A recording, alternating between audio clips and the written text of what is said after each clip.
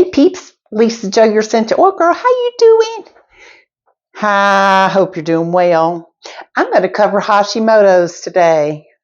I've been doing a series of videos. I'm calling it Hashimoto's Life, because I have found after having Hashimoto's for 37 years that it just becomes part of who you are.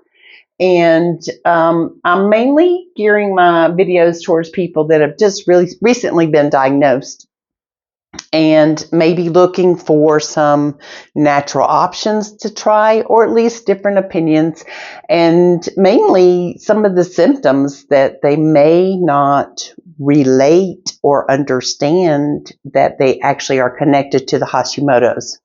Hashimoto's is an autoimmune disease that tends to start its damage in the thyroid.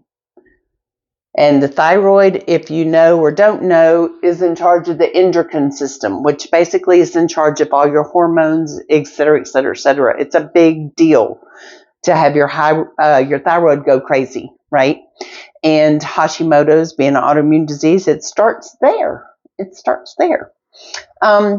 So I want to tell you about a symptom today that you may not realize goes with or could be part of your Hashimoto's diagnosis, and that is swollen hands, swollen feet,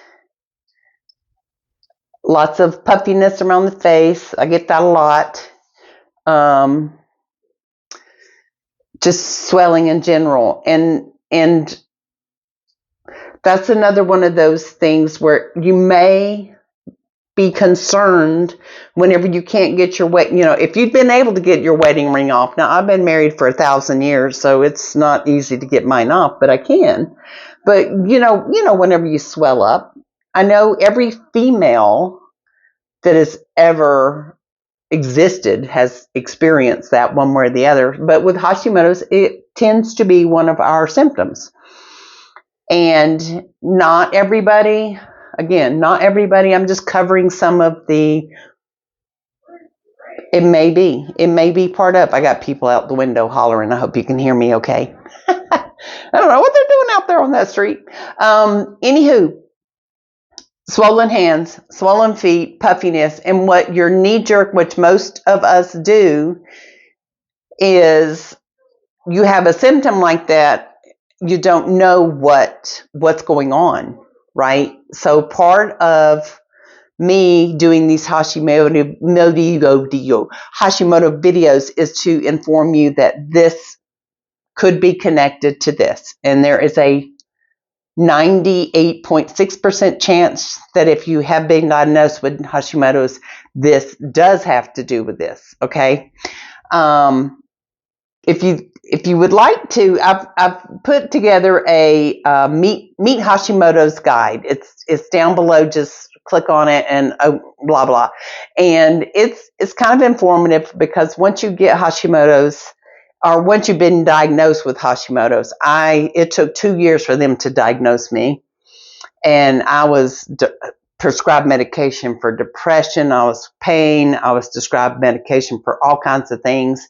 And prescription medication is not your friend, because your body doesn't. I'm not going to go down that route. But the Hashimoto's has a whole bunch of stuff, and sometimes it takes a while for the doctors to figure out what's going on. So one of the symptoms can be, moving on. If you download that guide, you can kind of go through the list, and you may not be aware of some of the things that could or may be associated with your new diagnosis. So that's the fun part of that little freebie down there.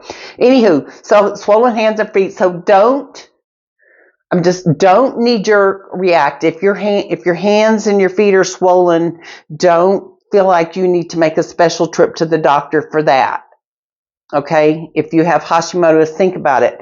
If you would like to have a conversation with me, like I mentioned before, I've had Hashimoto's for 37 years, and as we are finding out, finally, they are figuring out that it has to do with your gut biome, right?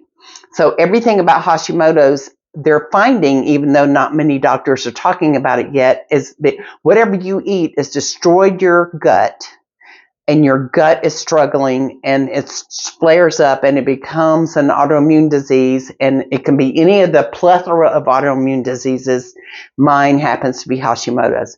So I have discovered, I sell doTERRA, and they have a whole bunch of different supplements on top of essential oils. And the supplements have been 100% game changer for me in managing my symptoms. So reach out to me, message me below, and I will get in touch with you, or you can download that guide, and there's a way to also leave me a message there, and let's talk.